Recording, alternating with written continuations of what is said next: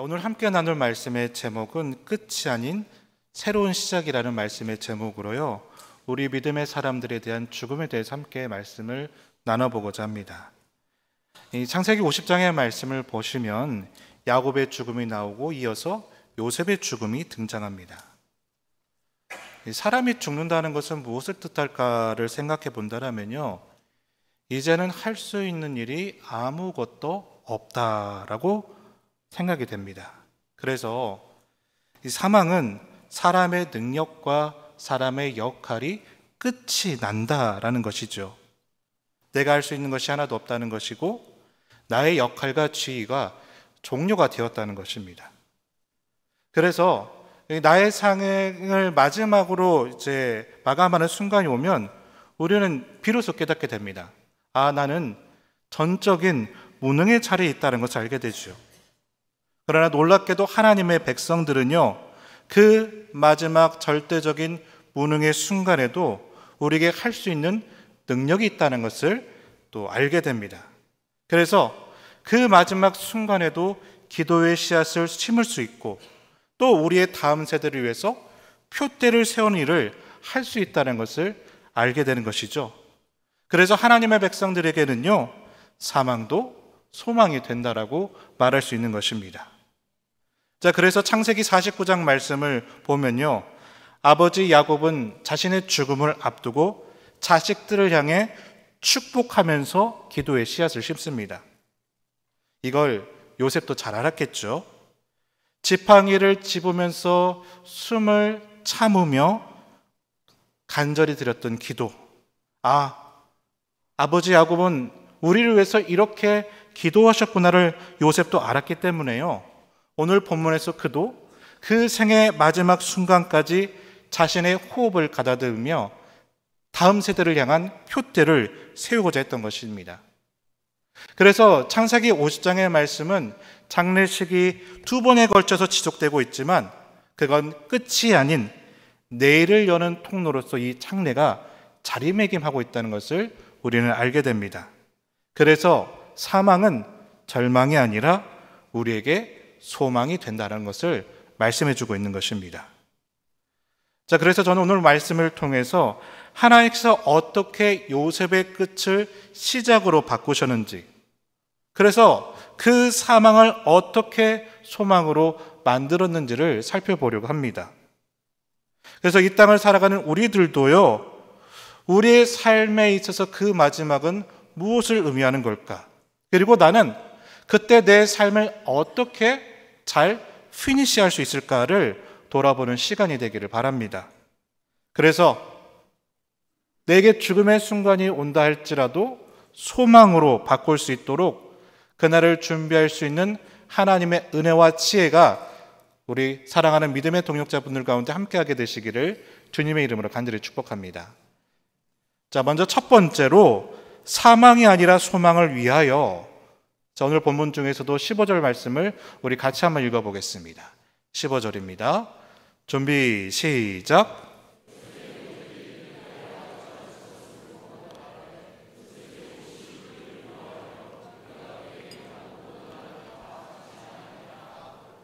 자, 요셉의 형들은요, 아버지 야곱의 죽음 앞에서 두려워하기 시작합니다. 그리고 그 이유를 이렇게 설명합니다.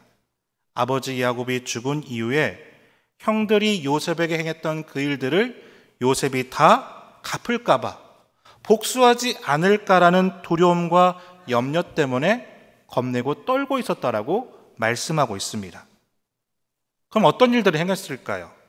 형들은 요셉을 미워하는 바람에 어렸을 때 고동에 떨어뜨려 죽이려고 했죠.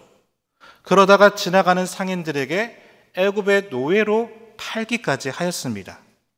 그래서 형들은요, 아버지 요셉의 편지라고 포장하면서 17절 말씀 보면 이렇게 고백을 합니다. 제가 읽어볼게요. 너희는 이같이 요셉에게 이르라. 내 형들이 내게 악을 행하였을지라도 이제 바라건대 그들의 허물과 죄를 용서하라 하셨나니 당신 아버지의 하나님의 종들인 우리 죄를 이제 용서하소서 하매 요셉이 그에게 하는 말을 들을 때 울었더라. 그리고 19절에서 요셉은 또 이렇게 반응합니다. 19절 말씀 같이 읽어보겠습니다. 준비 시작.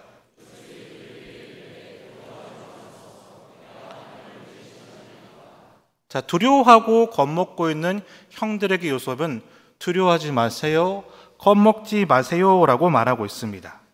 자, 그런데 17절의 말씀을 우리가 보시면요, 우리 인간이 본질적으로 두려워하고 있는 그 두려움의 실체가 그대로 드러날 모습을 살펴볼 수가 있습니다. 자, 17절 말씀의 중간을 보시면 어떤 단어가 등장하느냐면 한번 살펴보세요. 악, 허물, 그리고 죄라는 단어가 등장을 하죠.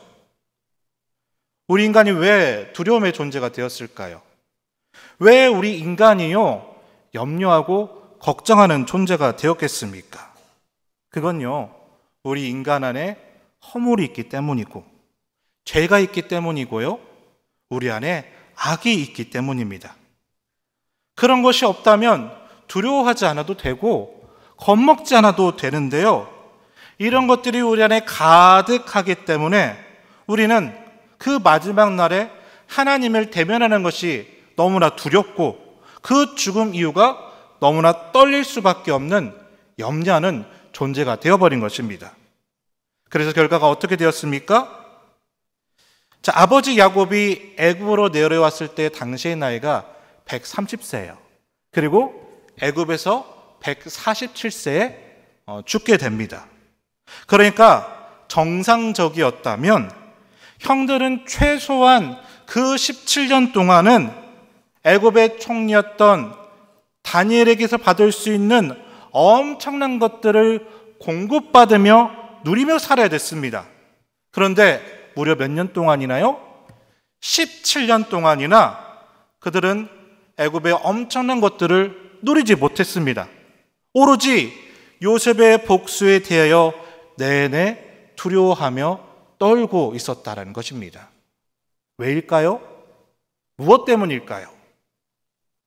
놀라운 사실이 하나 있는데요, 한번 따라 해보시길 바랍니다. 요셉은 이미 형들을 용서했습니다. 여러분, 요셉은 이미 형들을 용서했어요. 그런데 형들은요, 이미 용서받았음의 은혜를, 이미 그 죄를 사해줬음의 은혜를 붙들지 못하고 있기 때문입니다. 창세기 45장의 말씀을 보시면요, 애굽의 총리가 되어 있던 요셉 하면서 덜덜 떨고 있는 형들에게 요셉은 자신이 요셉임을 말하며 그 다음에 이렇게 고백을 합니다. 창세기 45장 4절과 5절인데 교독해서 읽어보겠습니다. 제가 먼저 4절을 읽어보겠습니다. 요셉이 형들에게 이르되 내게로 가까이 오소서. 그들이 가까이 가니 이르되 나는 당신들의 아우 요셉이니 당신들이 애굽의 판자라.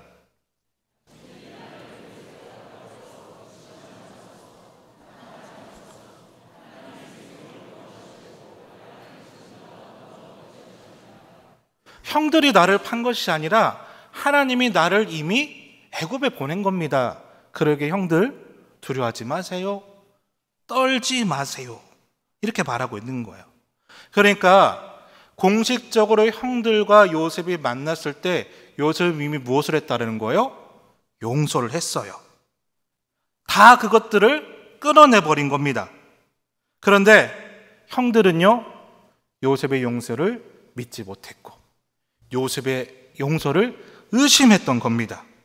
그래서 그 17년 동안 풍성한 은혜를 누릴 수 있음에도 불구하고 그들은 그 은혜의 자리에서 그 은혜를 누리지 못하고 있었던 것이지요.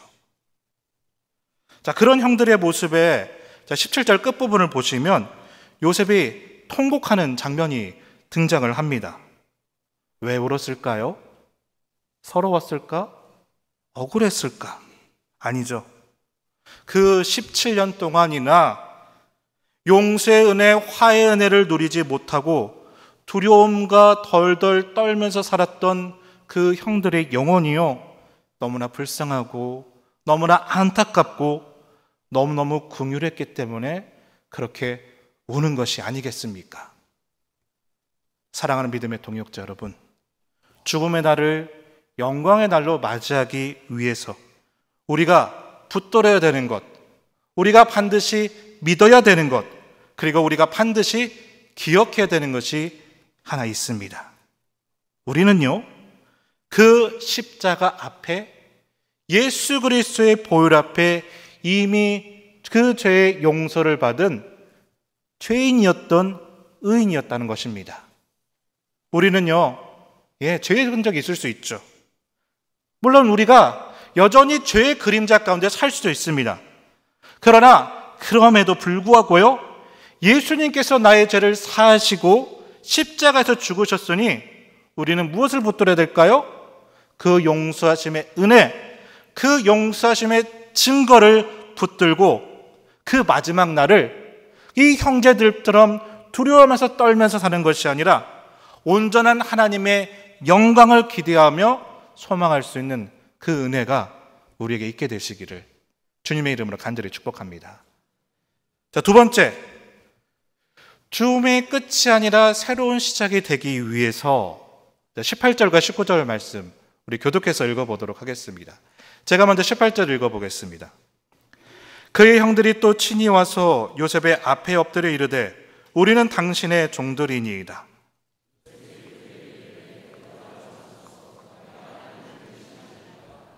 자, 형들에게 두려워하지 마세요라고 하라면서 이 요셉의 그 이유를 뭐라고 고백하죠? 내가 하나님을 대신할 수 없습니다 라고 대답해요. 그런데 이 말은요, 요셉이 처음 한 말이 아닙니다. 누구한테 배운 말이에요. 누구한테 배웠을까요? 자, 창세기 30장 1절을 보면 이렇게 고백을 해요. 자, 창세기 30장 1절 말씀 한번 읽어보겠습니다. 준비 시작.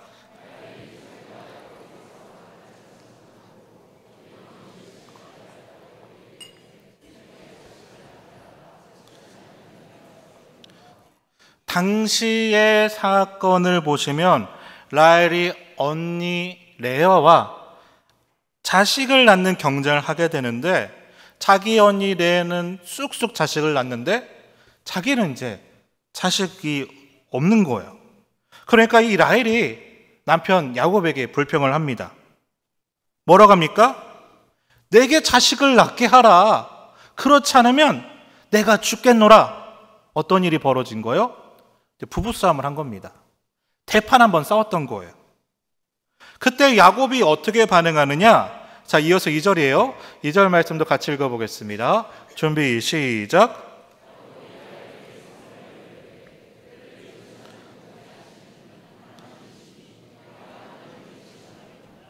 자, 그러니까 내가 하나님을 대신하겠느냐는 것은 누가 처음 한 말이에요? 아버지 야곱이 한 말이에요. 근데 이 야곱은 이걸 무슨 뜻으로 얘기했느냐? 이런 거죠. 아니, 왜 나한테 그래? 이게 내 책임이야? 하나님께서 주셔야 가능한 거 아니야? 그러니까 이때의 말은요, 부부싸움을 하는 중에 한 말입니다. 다시 말해, 이때의 말은 부정적인 표현이었어요. 근데 아마 이때 이 이야기들을 주위 사람들이 들었을 거예요. 왜냐? 대판 싸웠으니까요. 그래서 이 말이 전해지고 전해져서 당시 태어나지도 않았던 자식 요셉도 이 말을 알게 된 거예요. 요셉이 이 말을 듣게 되었던 겁니다. 너희 부모가 그때 대판 싸웠다. 그러면서 네 아빠가 이런 말을 했어 라고 하면서 이 이야기를 해줬을 건데, 여러분 그럼 요셉에게 이야기를 누가 해줬을까요? 아마 라헬이 했던 것 같아요. 어머니 라헬이요. 아마 이제 라헬이 그때 평생 가슴에 한이 맺혀가지고 야, 너희네 아빠가 그런 사람이다 라고 하면서 요셉에게 이런 말을 해줬을 것 같아요. 저는 이제 그런 생각이 있습니다. 그렇죠? 그런데 자, 넘어와서 요셉이 지금 이 말을 어떻게 바꾸고 있죠? 내가 하나님을 대신하리까 똑같은 말인데요. 아버지 야곱은 부부싸움 가운데 했던 원망의 말, 불평의 말, 절망의 말이었는데 요셉은 이 말을 어떤 말로 바꾸고 있습니까? 소망의 말로 바꾸고 있어요. 그 가정을 붙잡고 살려내게 하시는 하나님의 음성으로 바꿔내서요, 이렇게 말하는 거죠. 내가 하나님을 대신하리이까? 즉, 당신들을 벌하고 허물을 말하실 분은 하나님 뿐이신데 내가 어떻게 당신들을 벌하겠습니까? 내가 어떻게 당신들을 복수하겠습니까? 난 그럴 수 없습니다. 나는 하나님을 대신할 수 없습니다. 라고 말을 하는 겁니다. 사랑하는 믿음의 동역자 여러분, 이것이 소망 있는 가정의 모습이겠지요. 소망 있는 가정은 어떤 가정입니까? 부모가 한 말을 자식이 그대로 하는 게 아니죠. 때론 부모가 절망의 말, 또 부부싸움을 하다가 싸움의 말을 할 수도 있어요. 그런데 소망 있는 가정은요, 그 언어를 소망의 언어로 바꿀 수 있는 거죠. 구원의 언어로 바꿀 수 있는 거죠. 요셉처럼 은혜의 언어로 바꿔 가야 되는 것이죠. 그래서 요셉은 넘어가서 20절을 보면 이렇게 고백해요. 자, 20절 말씀 우리 같이 한번 읽어보겠습니다. 준비, 시작.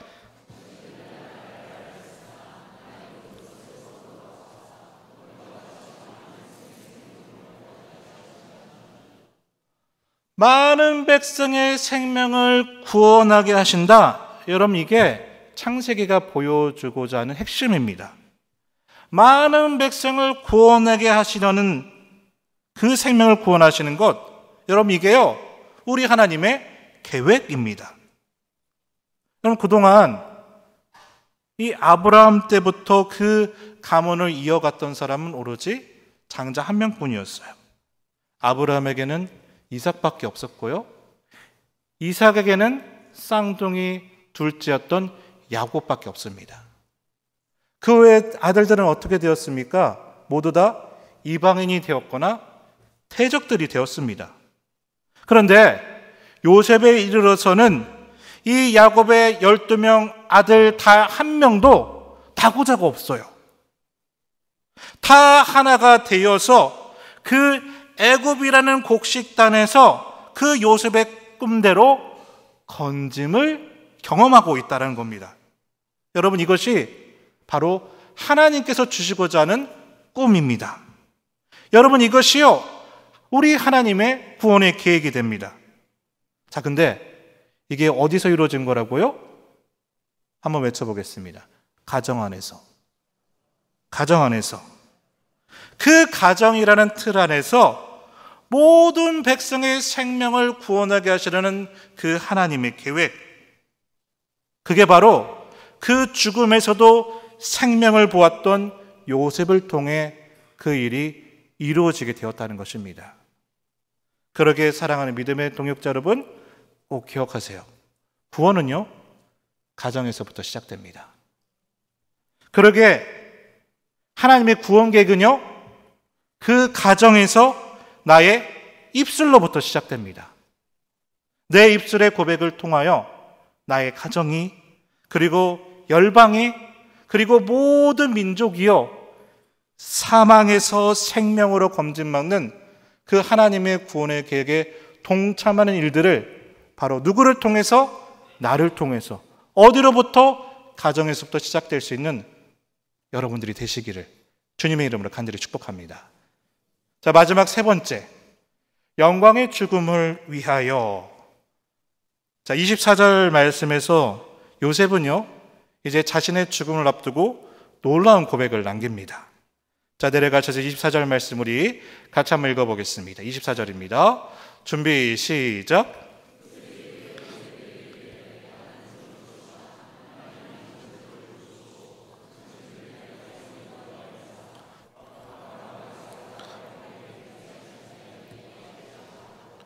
자, 요셉은요, 애굽의 총리로서 무려 93년 동안을 살게 됩니다.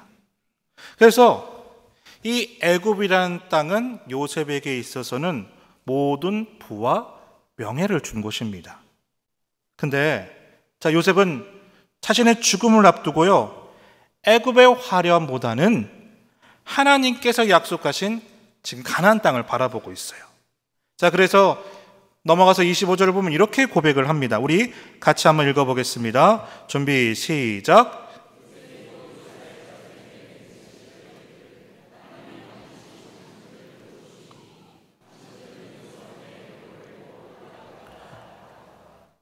여러분, 단순히 고향에 가고 싶다라고 하는 향수를 말하는 게 아닙니다. 왜요? 거긴 하나님의 약속의 땅이기 때문에, 우리에게 주신 사명이 있는 곳이기 때문에 나는 죽어서까지 어디에 묻히겠다는 거요? 그 사명의 땅에 있는 곳에 묻히겠다. 그 약속의 땅에 있는 곳에 묻히겠다라는 거예요. 자, 이걸 히브리서 11장 22절에서는 이렇게 해석을 합니다. 제가 읽어볼게요. 믿음으로 요셉은 임종시에 이스라엘 자손들이 어떤 것을 말하고 떠날 것을 이미 말했어요. 그래서 뭐라고 합니까? 자기의 뼈를 명하여 다음 세대들에게 부탁을 했다는 겁니다. 그러니까 요셉은 자신의 죽음을 앞두고요, 어떻게? 그 미래에 행하실 하나님의 일을 현재처럼 믿었다는 겁니다. 그래서 뭐라고 고백합니까? 뭐라고 유언을 남겨요? 내 유언을 고향으로 옮기지 말라. 옮기려면 언제 옮겨냐? 하나님께서 너희들에게 사명을 줘서 다시 가나안 땅으로 인도하실 때에 그때 내 유고를 가져가서 묻어달라고 유언을 남겼다는 겁니다. 자, 아버지 야곱은요, 임종을 앞두고 요셉에게 이렇게 부탁한 바가 있습니다. 나를 애굽에 묻지 말고 우리의 선조가 묻힌 그 가나안 땅 막벨라굴에 묻어다오, 이렇게 부탁을 했어요. 왜요? 내 뿌리, 내 고향으로 돌아가고 싶었던 거예요. 여러분, 요셉이 그런 마음 없었을까요? 당연히 있었겠죠. 그런데 요셉은요, 믿음으로 미래를 향한 소망을 품었던 거예요.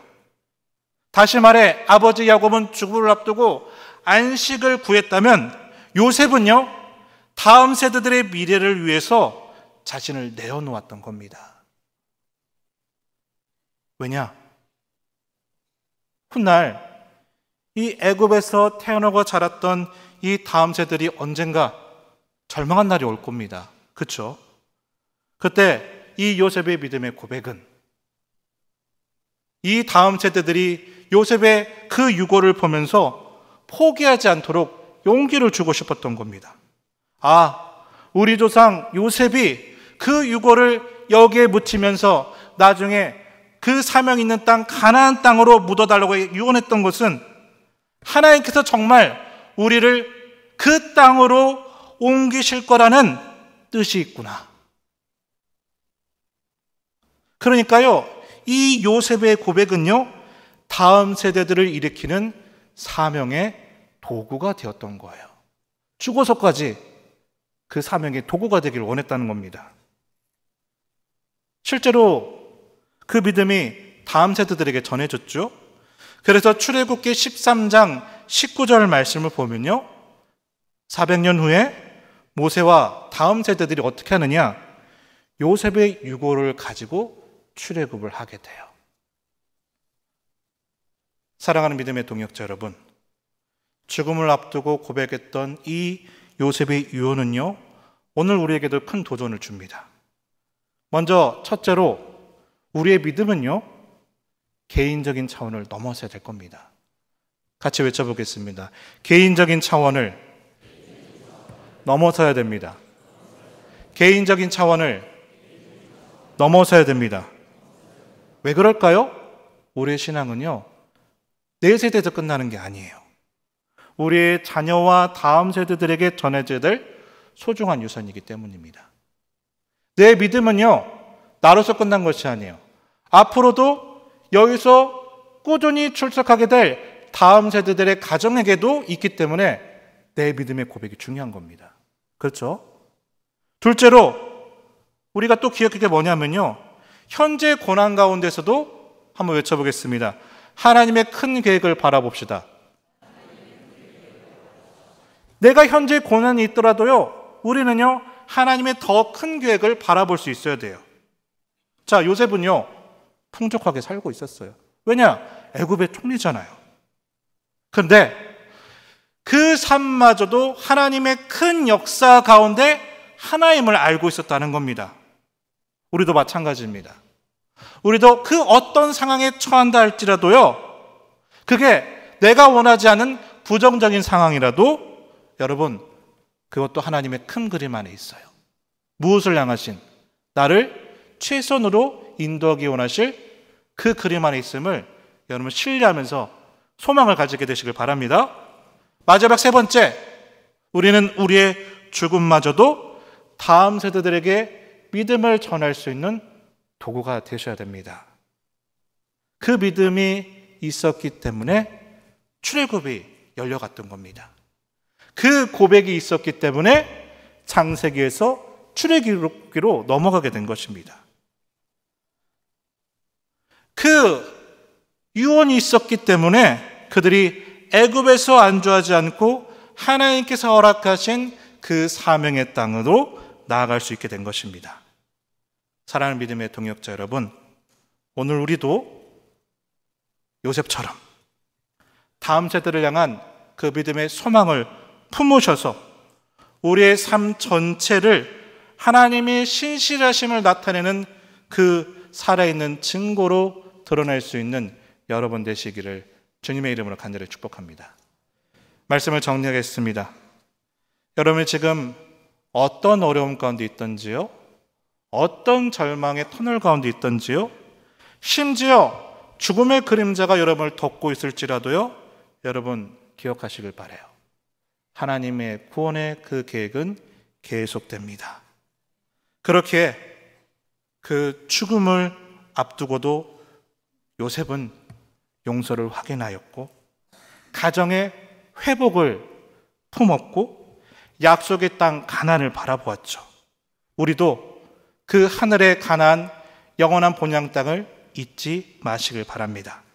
왜냐, 하나님은 언젠가는 우리를 영혼의 고향으로 인도하실 거죠. 그분은 우리를 끝까지 버리지 않으시고 어떤 상황 가운데서도 함께 하시며 포기하지 않는 분이시기 때문입니다. 예전에 제가 오래전에 동해에 근무했을 때 한 집사님께서 자신의 이야기를 들려주신 적이 있었습니다. 당시 세월호 참사 사건이 있었을 때 그분은 당시 이제 해경의 잠수부로 희생자들을 이렇게 끌어올리는 일을 했었습니다. 근데 이제 여러분 아시죠? 그때 이제 거기가 이제 물살이 워낙 거센 데다 이제 시신이 바닷물 속에 오래 있었기 때문에 이 시신이 너무너무 무거웠다고 그래요. 한 손은 밧줄을 잡고 한 손은 시신을 붙들고 그 거센 물살을 뚫고 이제 수면 위로 올라와야 되는데 너무 무겁고 너무 물살이 셌기 때문에 이게 이 손을 놓지 않으면 팔목이 부러질 것 같았다고 합니다. 그렇게 힘이 들었던 거예요. 그런데 그 집사님께서 그럼에도 불구하고 끝까지 그 시신을 붙잡고 포기하지 않았던 이유가 있었대요. 물론 이제 모니터로 실시간으로 유족들이 지켜보는 상황이기도 했지만 그 중압감도 있었지만요, 더 큰 이유가 있었다는 겁니다. 뭐냐? 만약 내 마지막 죽음이 이분들과 같다면 우리 주님은 나를 절대로 포기하지 않을 것이라고 생각했기 때문에 나도 그 주님의 마음을 품겠노라. 그래서 내가 십자가처럼 고통스러울지라도 이 손을 절대로 놓지 않겠다. 그러셨더라고요. 사랑하는 믿음의 동역자 여러분, 그 소망을 잃지 않게 되시길 바랍니다. 지금 여러분이 서 있는 그 자리가 끝이라고 생각될지라도 여러분 그것은요, 하나님께서 예비하신 새로운 출발점일 수도 있어요. 출애굽의 구원의 역사를 시작하는 그 시작점이 여러분이 될 수도 있다는 겁니다. 그때 내 삶의 죽음은 소망이 될 겁니다. 내 삶의 마지막은 새로운 출발이 될 겁니다. 여러분, 그 죽음조차도 이겨낼 수 있는 믿음이, 그 고백이 여러분 가운데 있게 되시기를 주님의 이름으로 간절히 축복합니다. 우리 같이 기도하시겠습니다.